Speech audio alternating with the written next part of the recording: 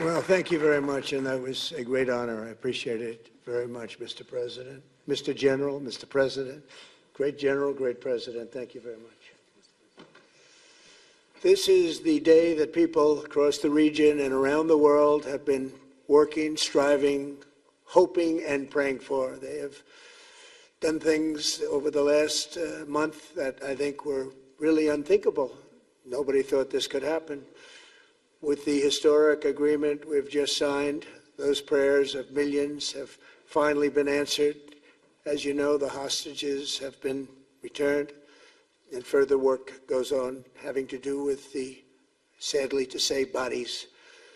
Together we've achieved what everybody said was impossible. At long last, we have peace in the Middle East, and it's a very simple expression, peace in the Middle East, and we've heard it for many years, but nobody thought it could ever get there, and now we're there. I want to congratulate everybody sitting in these first few rows and standing behind me. I don't know why they chose to stand, but I promise I'll make it short, okay? We are not going to keep you standing for long. These are great leaders. After years of suffering and bloodshed, the war in Gaza is over. Humanitarian aid is now pouring in, including hundreds of truckloads of food, medical equipment, and other supplies, much of it paid for by people in this room. Civilians are returning to their homes. The hostages are reuniting. I mean, it's beautiful. I'm just watching it backstage. The level of love and sorrow, I've never seen anything like it. It's amazing when you see they haven't seen their mother, their father. They haven't seen them in such a long time, and they lived in a tunnel, a very little tunnel, very deep. And the level of love is just incredible. It's a beautiful thing to see. It's, in one sense, it's so horrible that it could have taken place, but in another sense, it's so beautiful to see. A new and beautiful day is rising, and now the rebuilding begins. The rebuilding is maybe going to be the easiest part. I think we've done a lot of the hardest part, because the rest comes together. We all know how to rebuild, and we know how to build better than anybody in the world. I want to express my tremendous gratitude to the Arab and Muslim nations who helped make this incredible breakthrough possible. And you really did. To President El-Sisi of Egypt, who is so generously hosting us today. And I want to thank you for the outstanding job your country is doing in so many different ways, and for helping us so much with this peace agreement. I also want to thank the President for the escort of 6 fighter jets. So we looked out the window, we said, I hope they're friendly, and they turned out to be very friendly. But we had 3 on each side, and they are beauties right out of the great, really American manufacturing hub. We make the greatest military equipment in the world. We have the strongest military in the world by far. And I knew exactly what those planes were, and I knew exactly how much you paid for those planes, too. You paid a lot, but you got a pretty good deal. And they are great planes, and we just appreciate it. That was quite an escort in. It was very impressive. But Air Force One was really, it was covered with Egyptian desert just a few months ago. If you think about it, just a few months ago it was Egyptian desert, and now it was just a few feet off our window. And it was a spectacular sight, and I appreciate it very much. Really, that was pretty good. You got our people by surprise. I don't know if they were thrilled right at the beginning, but they were thrilled as we sailed along very, very calmly and safely. And I'm deeply honored to receive from you, Egypt's highest state honor, the Order of the Nile. The Nile is so beautiful, so magnificent. It's such a beautiful title, the Order of the Nile. Thank you very much, Mr. President. Appreciate it. Great honor. I also want to give a very special thanks to the Emir of Qatar, a man who's outstanding. He's been a friend of mine for a long time, long before politics, and he's a fantastically respected man. His Highness Sheikh Tamim is respected by everybody. He's respected by everybody, and in the most positive way, not only because of power, because of his heart. He's got a tremendous heart. And he's a great leader, and his country loves him. Thank you very much for being here. It's an honor. Let me also express our condolences to the Qataris on the tragic car crash that claimed the lives of your cherished diplomats, some of whom were known by our people, and they were supposed to be incredible people. So please extend our sorrow and best wishes. That was tough. That was really tough. On this extraordinary occasion, I also want to give our sincere thanks to President Erdogan of Turkey. He's always there when I need him. He's such a tough guy. He is tough as you can be, but we love him. And when they have a problem with you, they always call me to handle it. And usually I come through. We just have a good relationship, and we have from the beginning. And so I want to thank you very much and say hello to your wife, your beautiful wife. And it's great to be with you. Always there. When I need him, he's always there. Thank you very much, Mr. President. And I also want to thank, I just spoke to him on the phone, His Royal Highness Crown Prince Mohammed, Saudi Arabia, a special friend of mine. Boy, he's come so long and so far, and he's doing a fantastic job for his country.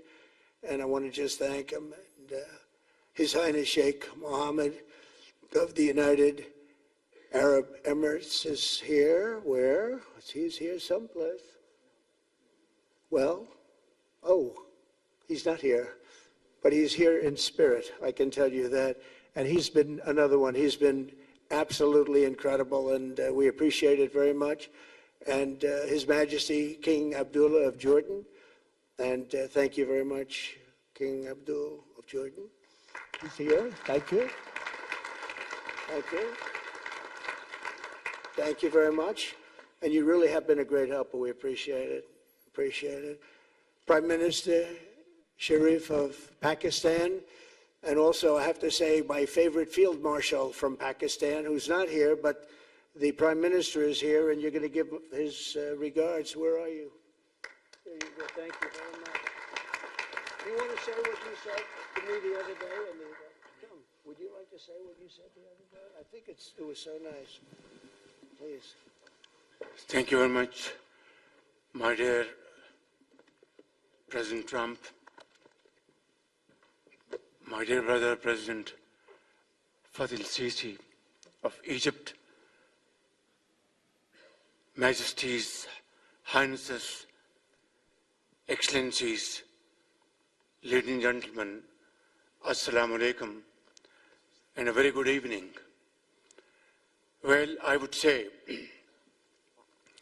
today is one of the greatest days in contemporary history, because peace has been achieved after untiring efforts led by President Trump, who is genuinely a man of peace, who has relentlessly and untiringly worked throughout these months, day in and day out, to make this world a place to live with peace and prosperity. I would say that Pakistan had nominated President Donald Trump for Nobel Peace Prize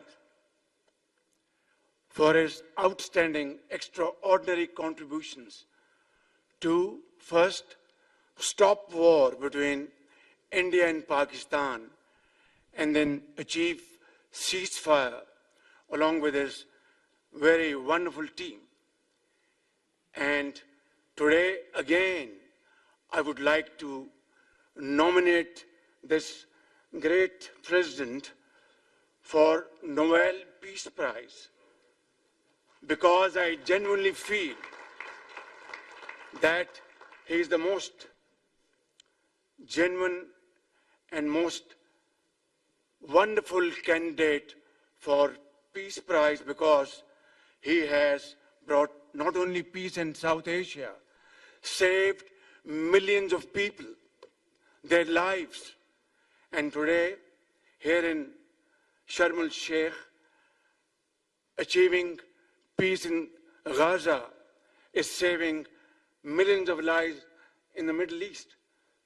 Mr. President, I would like to salute you for your exemplary leadership visionary leadership. And I think that you're the man this world needed most at this point in time. World would always remember you as a man who did everything, went out of the way to stop 7 and today 8 wars. I would like to thank my very dear brother, Sheikh Tamim. He's Akh al-Shaqiq, who has really worked very hard along with others to achieve peace in this region. My very dear brother, President Tayyip Erdogan, His Majesty, King Abdullah, and of course my very dear brother, Mohammed bin Zayed of UAE, and of course my very dear brother, Crown Prince of Saudi Arabia. And he has also been very, very helpful and contributed very valuably in this wonderful peace process. Ladies and gentlemen, I wouldn't want to take more of your time. Suffice it to say, had it not been for this gentleman, not only, who knows, India and Pakistan are both nuclear powers. Had he not intervened along with his wonderful team, during those 4 days, the war could have escalated to a level, who would have lived to tell what happened? And similarly, here in this part of the world, in the Middle East, Mr. President, your valuable contribution along with President Sisi, I think history will remember in golden words. I wouldn't say more, except God bless you, God give you long life to serve like this for all time to come. Thank you very much.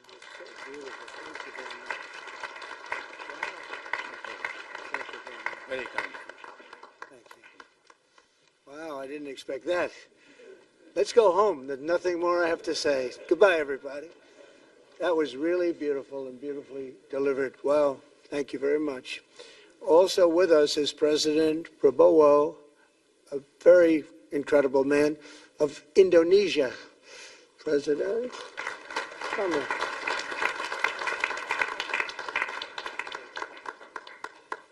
Great job. President Abbas of the Palestinian Authority. See, we have them all. We have them all. Great, great. It's good to have you. And so many others. I really have a list here. This first 3 rows and what's standing behind me, I don't know why they chose to stand, but it's there. They're going to be very famous tomorrow, all of them. We have the Arab League is represented by His Excellency, and thank you very much for being here. Thank you very much. We have Armenia, and Azerbaijan. That's a little war that we stopped. That's a little war. There they are. Look at them. They're sitting. When I met with them, it was in the Oval Office. They fought for like 31 years or some crazy number. And they had one sitting on that side of the Oval Office, one sitting. By the time we finished in 1 hour, they were both hugging each other. And now they're friends and they're getting along great. Look at it. So I want to thank you both. That's incredible. Really incredible. So you have Armenia and you have Bahrain, you have Canada. It's so great to have, in fact, the president called and he wanted to know if it's worthwhile. He knew exactly what it was. He knew the importance. Where's Canada, by the way? Where are you? Where are you? He knew the importance of this. He said, I want to be there. So many people have done that. They called. I mean, they heard about it.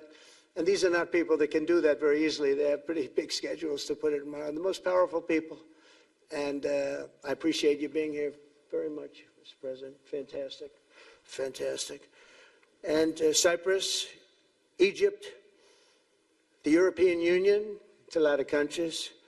France, thank you very much, Emmanuel.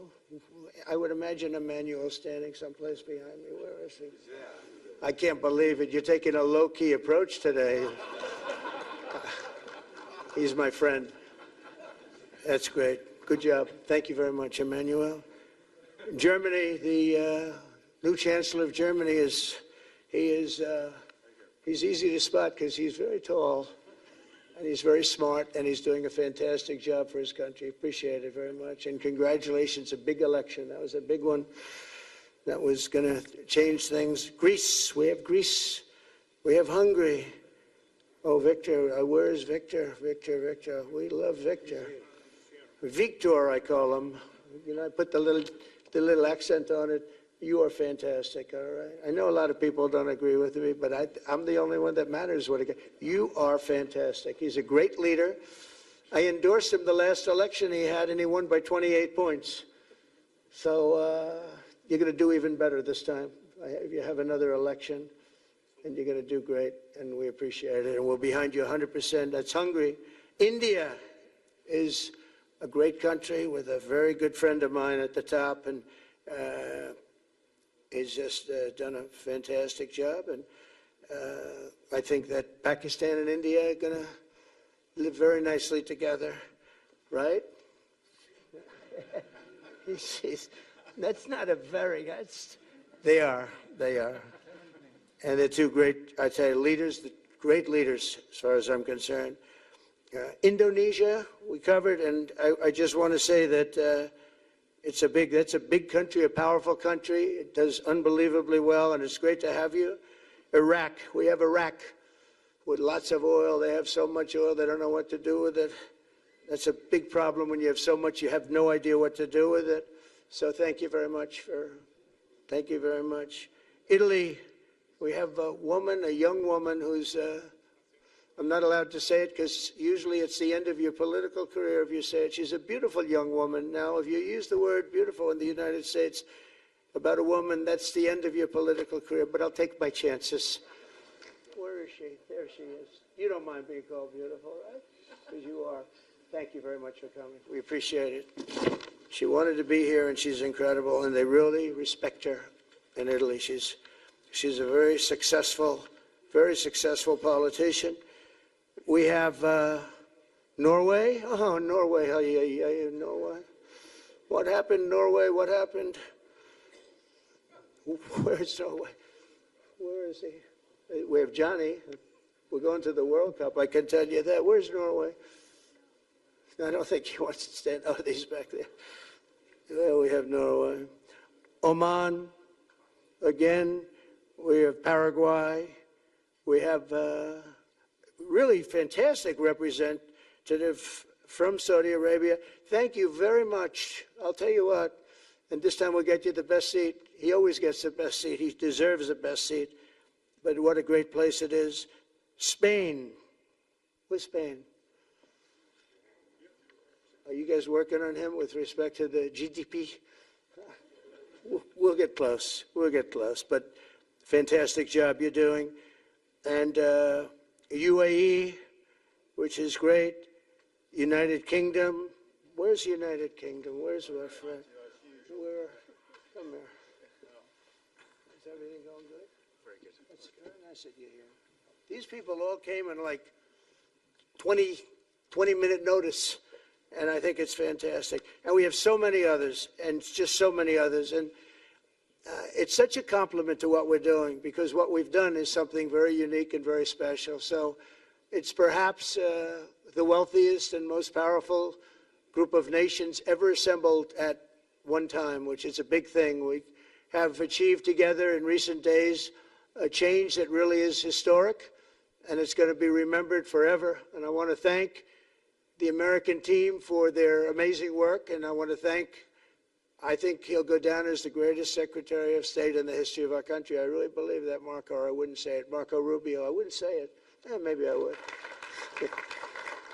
You're doing a great job. I'll tell you, he's on course to do it. We've done a lot of work in 9 months. We've done a lot of work. I say that, 1 year ago, a little more, but 1 year ago, America, the United States of America was a dead country. The king told me, and I use that, he said, sir, 1 year ago it was a dead country. Today you have the hottest country anywhere in the world, and it is. It's the hottest country. So many investors are here. We have over $17 trillion being invested in the United States, which is a record that nobody has ever beaten. I don't think anybody will. And we still have 4 months to go before it's a year. So in 8 months, we have over 17 trillion. We're actually very close to $18 trillion. There's never been, as an example, the previous administration had less than $1 trillion over 4 years. We have, we're close to breaking $18 trillion in 8 months. That's pretty amazing. No country's ever done that. I want to also thank Special Envoy Steve Witkoff and my son-in-law and a great guy, Jared Kushner. And I even have my daughter here, Ivanka. Ivanka, please stand up. Ivanka's here. Wow. Thank you. Thank you, Ivanka. We have a great team, and we have, as you know, General Raisin Kane. We have John Radcliffe. We have Tom Barrack. We have really a lot of good talent. We have Pete Hegseth, who's now Department of War as opposed to Department of Defense. We made a little change. Somehow I like the name better, so do you, so do a lot of people. But the momentous breakthrough that we're here to celebrate tonight is more than the end of the war in Gaza. It's with God's help, it'll be the new beginning for an entire beautiful Middle East. From this moment forward, we can build a region that's strong and stable and prosperous and united in rejecting the path of terror once and for all. We want to get rid of the terror and get on to other things. There are many other things in life that are so good. The final sprint to this deal began less than 3 weeks ago on the sidelines of the United Nations in New York. I met with many of the people in this room, and it all just started coming together. I've known so many of you for so long. You're friends of mine. You're great people. I have a couple I don't like in particular, but I won't tell you who. I have actually a few of them I don't like at all. But you'll never find out who they are. Well, maybe you will, come to think of it. But I have most of you who I like a lot, and I respect a lot. Maybe that's more important. We listened, and we exchanged ideas, and we kept pushing forward until the job was done, and the first steps to peace are always the hardest. And today we've taken them, and we've put them all together, and we've come up with this beautiful mix like nobody thought was possible. And as you know, I've just come from Israel. It was an amazing day to watch the hostages come in and to watch all of the other things and do all of the other things that we did. And like all of us here this evening, the Israeli people are overjoyed that the war has ended. Many of you have had dancing in the streets. They had dancing in the streets. And they've been dancing for weeks now once they heard about this and they heard that it was even a possibility. They're elated at the arrival of the hostages and excited to begin this new chapter for the entire region, and it's going to be that, and they are going to be great partners, and I hope everybody's going to join the Abraham Accord. I like to say the Avraham. I love Avraham, but somehow it doesn't sound as good when I say it as it does when some of my other friends say it who are from the region. But we're going to get a lot of people joining the Abraham Accords. We have the 4 great nations that did it early on, and they stayed with it. And then you had the Biden administration, which is the worst administration in the history of our country. And obviously, they did nothing on that and anything else. And so it stayed at 4. And now a lot of people, even today, they're talking about all joining up. So many people have talked to me about that. And it's going to be a great tribute to really the United States. I mean, the United States has worked very hard in the Middle East, so it would be a tribute to us and to Jared and to Steve and to all of the people, Marco, all of the people that have worked so hard on that. And it really is going to bring, it's going to guarantee that it all stays together. You're going to do well because the 4 nations do very well. I mean, they do extremely, they're wealthy, but they're a lot wealthier because of it. So I hope everybody's now joining up. Now we have no excuses. We don't have a Gaza, and we don't have an Iran as an excuse. That was a good excuse, but we don't have that anymore. All the momentum now is toward a great, glorious, and lasting peace. And our commitment to fulfilling the 20-point plan we developed together will be the crucial foundation for achieving that bright future. And it's being worked on right now as we speak. And we're actually in stage 3 and 4. It's not going to be, just divided down so simply. We can be long advanced on some of the things that we say we're going to do.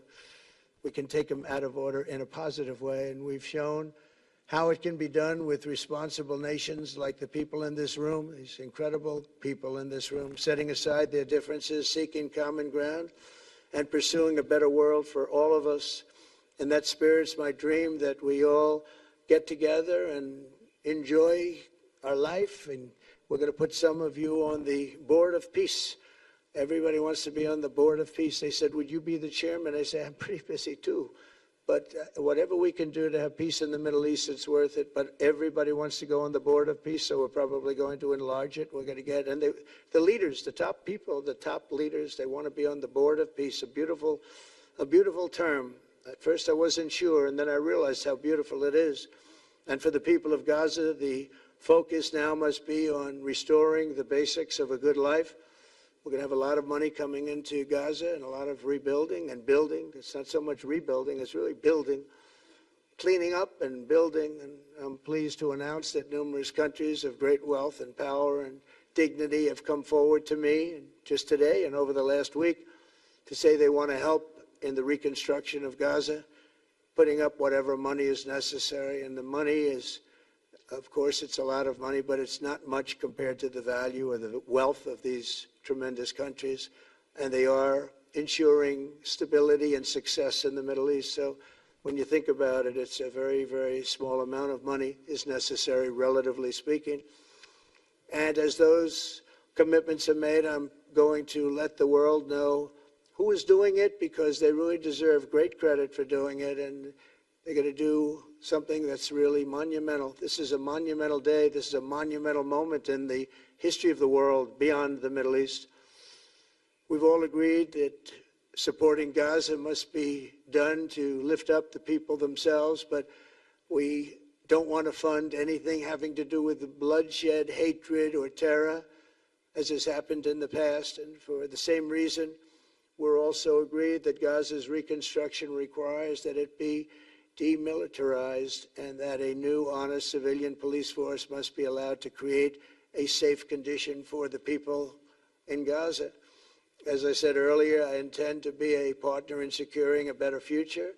We're going to be working, you're going to be working with the United States, and we're going to make sure that the Middle East is going to be a safe and secure place. It's a very important place in the world, means so much. There were so many people who said the Middle East, and this has been going for many, many decades. I've read it many times, that World War III will begin in the Middle East. It's not going to happen. That's not going to happen.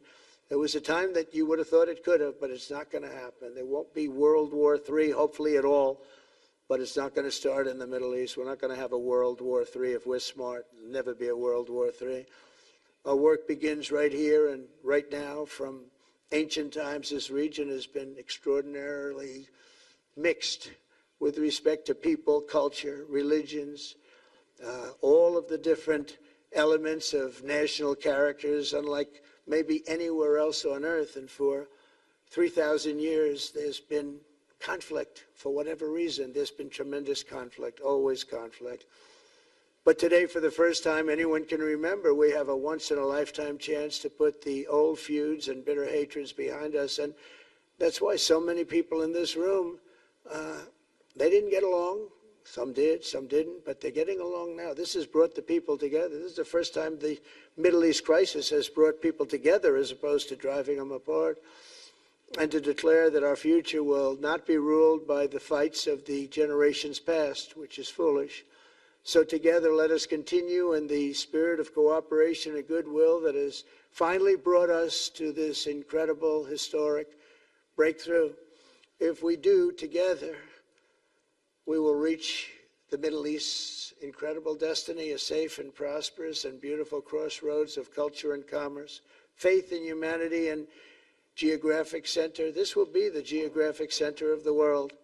So I just want to thank everybody for being here. I want to thank you all for what you've done and for this quick notice. It all came together just at one little period. It just came together. It's, the greatest deals happen that way. If you do anything about deals, that's all I've done all my life is deals. The greatest deals just sort of happen. And that's what happened right here. And maybe this is going to be the greatest deal of them all, not just nation building, not just having to do with this or the political whims. This will be maybe the greatest deal of them all, period. And I want to thank all of you and all of these great nations and this region for what it's gone through and all of the fights it's had, or life over death and hope over strife and harmony over hatred. That's what we want. We want it to be that way because together we're going to forge a magnificent, great, and enduring peace. I want to just end by saying God bless you all. God bless the Middle East. God bless your countries, and God bless you. Thank you very much, everybody. Thank you. Thank you very much. Thank you.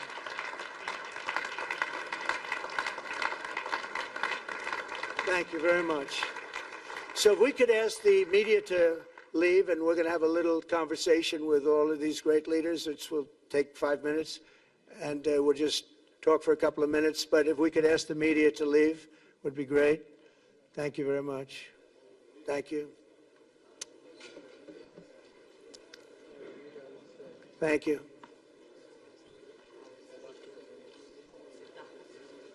Thanks. So you going back? I'll go back.